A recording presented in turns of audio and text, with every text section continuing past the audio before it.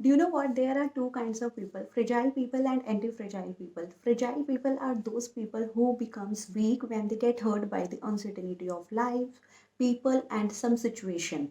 And anti-fragile is totally opposite of fragile. Anti-fragile people are those people who becomes stronger, more attractive and attentive when they get hurt by the uncertainty of life, situations or people. So in this video, we are going to talk about anti-fragile people and how you can become anti-fragile person without hurting your present, without hurting yourself.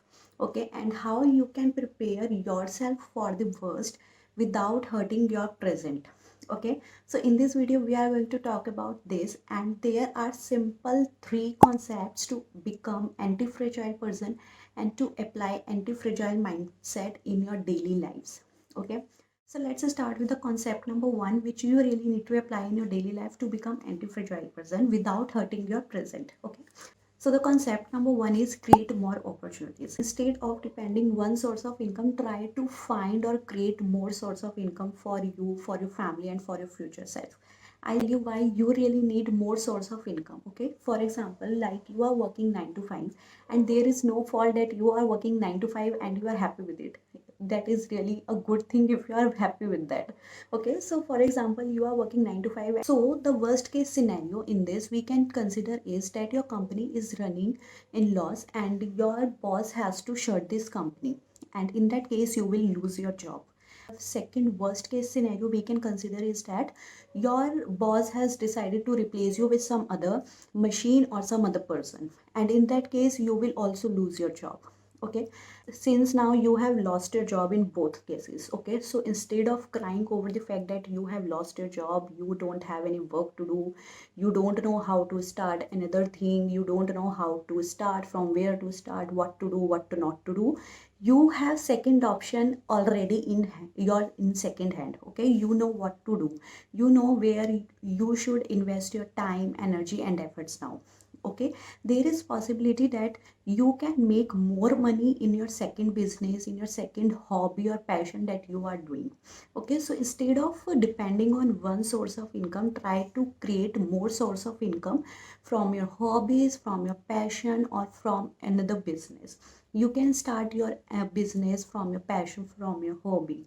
In Japan, what people do is they plant their fruits and vegetables in their garden and they sell them. So whenever they get retired from work or on weekends, they sell their vegetables and fruits to the market. So that is how people in Japan works, without hurting their present. So what I'm trying to say is that try to create more options for your future self. If something bad happens with you, something bad happens in your business or your company, you already have that second option, and you know that where to invest your time, energy and efforts. You would not cry over the fact that you have lost this, you have lost this, you have lost this. You know where you have to invest your time and energy now. Okay, so that is all about the point number one. Now let's move to the second point. So the second point is bet conservatively in certain areas and take many small risks. This concept is quite similar to the point number one, that is create more opportunities. I'll tell you why these points are quite similar and why you really need to take a small risk and how you can take a small risk without feeling any damage. Okay, so, for example, you have saved up to 10,000, okay, and now you have invested 9,000 in your fixed deposit. You have invested 9,000 in a fixed deposit, and now you are left with 1,000 rupees.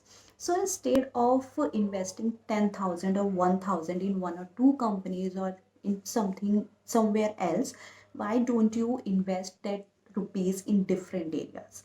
Yes, now the question is why you really need to invest that money in different companies. Okay, I'll tell you with an example. So you have 10,000 rupees and you have invested 9,000 in fixed deposit. So for a moment, let's forget that 9,000 rupees.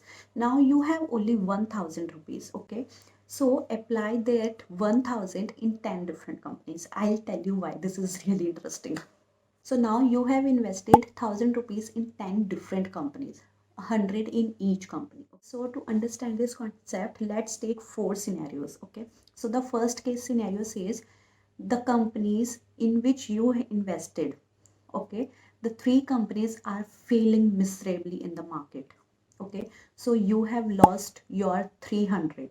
Now let's take the second case scenario. In that case, one company is going up and two companies are failing on maybe losing some money, but still you are making some money out of it. Now let's take the third case scenario, that is two companies are doing really good and you are making great amount of money from that and you are recovering from the damage you faced in say case 1 and case 2, but the other company is falling down, but still you are making a great amount from other two companies, okay.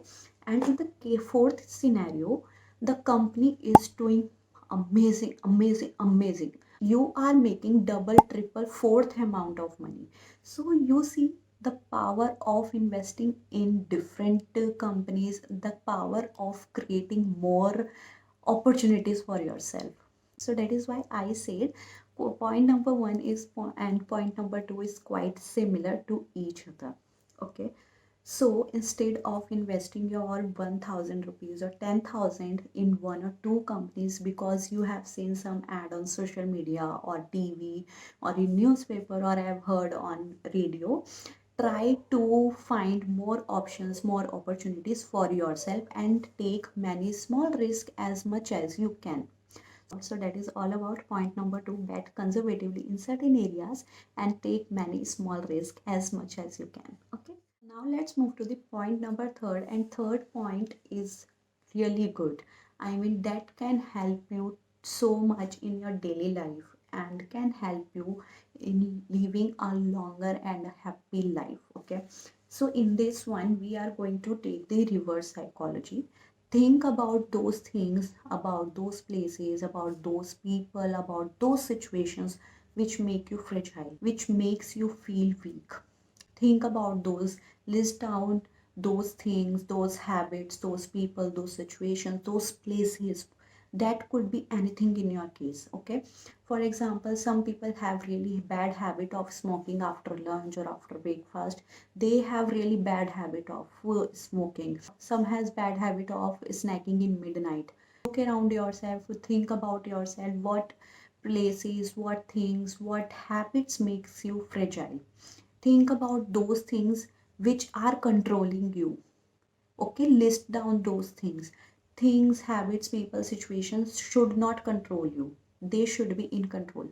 Of course people should not be in control, but something like things related to yourself, things related to your future selves, things related to your personal should be in your control. If you don't want to snack in midnight, only you can change that, nobody can change that for you. You really have to take action for yourself. So I'm talking about those things, those situations, okay. And I really believe that this point sounds easy, but this one is too difficult to apply in your daily life, okay. Once you get habitual of something, doing, thinking or talking, you know how difficult it is to get rid of that thing or that habit. So I know this is quite difficult to apply, but you really have to do it if you really want to become anti-fragile.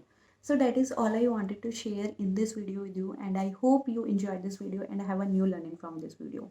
Sure. So if in future you would like to see more such videos around book reviews, life lessons and life experiences, then please do hit the subscribe button and I'll see you in the next one. Till then, please do take care of yourself. Bye bye.